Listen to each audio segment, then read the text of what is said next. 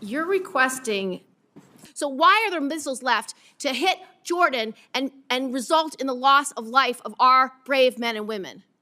As we stated from the beginning, the Iranian defense industrial base is effectively gone, but they do have underground facilities because they're the world's leading state sponsor of terrorism, and they've spent 47 years trying to hide their missiles under mountains, just like their nuclear capabilities, because they would like to get a nuclear weapon to wield it against us. You just don't know what version of the war to believe, because it's either over or it's not over. It's within 2 weeks or it's not 2 weeks. We have no missiles or we have missiles. And that consternation is why so many New Yorkers are perplexed, stressed out, and find this war to be incredibly unpopular because they don't understand the choices that the president's making. They don't agree with those choices. Secretary Rollins. Much, and thank all of you all for your service to our country.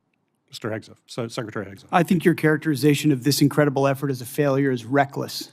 And I think it's irresponsible. And I think it smears the sacrifice of the troops that are out there making on behalf of the American people to ensure that Iran never gets a nuclear weapon. Shame on you and others who call this a quagmire and a failure, and then you want to turn around and say you support the warfighter. Either you do or you don't. Is the nuclear material still there, I can get you a ticket out to CENTCOM and talk to what those Americans are doing, and how committed they are to this effort, and how they want to ensure that Iran never threatens their families with a nuclear weapon. That's the kind of intensity that our warfighters have about making sure that Iran isn't capable of doing that. Secretary Hegseth, if you listen to my comments, you would have heard me say how amazing our warfighters are. I heard failure. And the word heard, I heard exactly what you said. I will tell you how I use the word failure, because I use the word failure to their leaders. You, sir, are the failure, not the men and women who are on that front line, not the men and women who hold up their honor with distinction.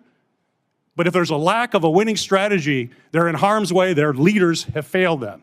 And that's what's happening. We have political leadership. You don't have a strategy. You don't have a long-term plan to actually win this war. Win the war.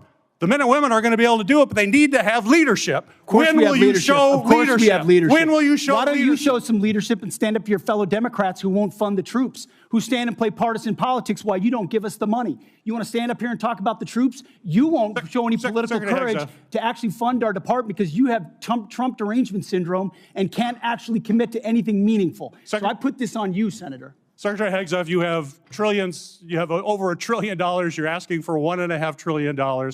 It's not a question of money, it's a question of leadership and understanding what it takes to actually win. Political cowardice of Democrats who won't fund the troops.